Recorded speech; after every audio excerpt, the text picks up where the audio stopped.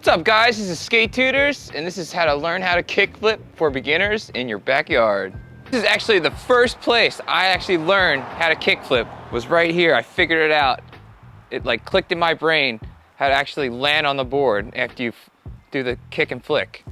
And the grass is a great place to learn how to kickflip if you don't have anything else. Also, you can use a doormat.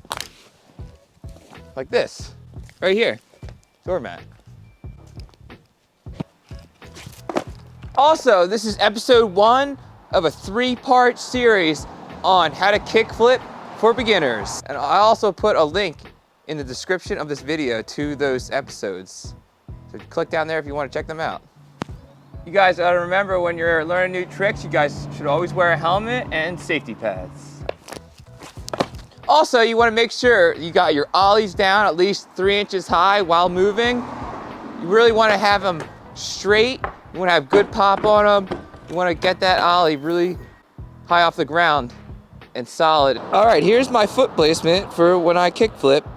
I have my left foot angled a little bit close to the front top bolts. Also, a lot of people have it more on the board more. That's fine. This is not universal for everybody. Other people have different foot stances for the kickflip. And my back foot's up high on the tail. Right here, up on the tail, right there.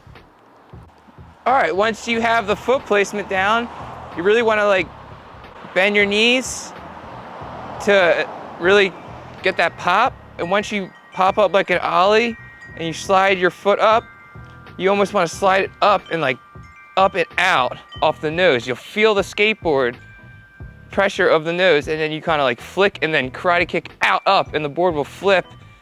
And then you want to try to keep your body mass and weight over top of the board and land on it. And bend your knees when you land to absorb the landing. Hi-ya! All right, the first step of the kickflip is actually being able to like pop the board. It's just huge. And in the grass, it's actually a little bit harder to pop the board, so that's why it helps you learn how to pop that board. But once you get that pop, you want to try to manipulate the board and flick your foot up and out. And even if you're turning the board like this, or if it's going like this, that's good, because you just want to manipulate it when you first start learning how to flick the board and kick out. When you first manipulate the board, it might look something like this. Something like that. That's like a great starting point right there. Whoa. So after you do that like 10 times or like 20 times, you start like manipulating the board. You then want to try to keep the board under your feet. So your goal is to really try to like flip the board. Even if you do like half a flip like this and land on the board like that, that was like one of the first things I realized. I was like, holy cow, I just got to keep the board under my feet and land on top of it.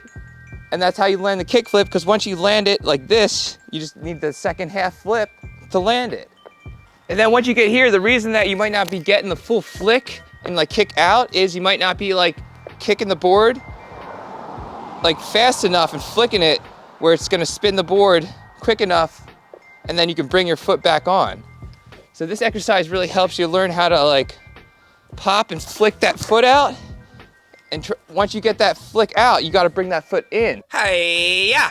Karate kick out and in. I think this helps you learn how to get that front foot back on the board after you kick it out. And you want to try to bring it back on, because maybe you're not getting on the board, or you're not flicking the board right because your flick is not fast enough. Or maybe you're only landing one foot. So the better you get at your flick, the better of your chances of landing the kickflip. Also, a lot of times when you're practicing in the grass doing like ollies and kickflips, your wheels start digging a hole. So you just have to pick them up out of the hole and just find a new spot on the grass that's flatter to start over again. It gives you more pop. And one more thing, your board is probably gonna get dirt or mud on it, so be ready for that. But it's worth learning kickflips if you don't got anything else. So that's all I gotta say. Make sure you guys stay tuned till the end of this video for the extra trick tip on how to catch your skateboard when you're doing a kickflip. Make sure you guys smash like if you're getting value out of this video, comment if you need help with your kickflips, or if you have any questions about skateboarding, and also subscribe for more skateboarding videos, guys. A lot of times when people are learning how to kickflip, they pop the board and the board spins like this and flips like that. And the reason why the board is spinning and not flipping is because you're probably pushing down and back on your back foot. The main thing the back foot does is just push down and the ankle and toe is just popping off that tail to initiate the kickflip. Keeping your shoulders straight with the skateboard helps the skateboard stay straight when it's flipping. Also, another great power tip is stay loose. Nice knee bend, stay loose. Keep your arms out, and also you always want to be centered over the skateboard so you can get that nice pop, kick, flip, and land on the board.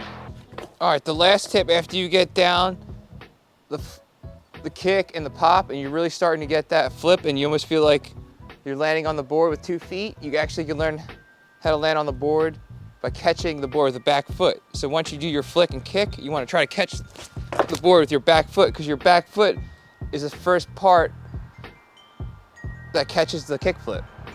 So another way to get good at this is just doing a flick and just trying to catch the board with your back foot, just like that. That'll help you learn how to catch it with your back foot. And then you can move to 2 feet and you start stomping kickflips. Whoa, I landed my first kickflip. I mean, psych, that wasn't my first kickflip. But I hope you guys have a similar reaction when you land your first kickflip. And this was so cool making this video because it brought me back to when I first landed my first kickflip, which was right here.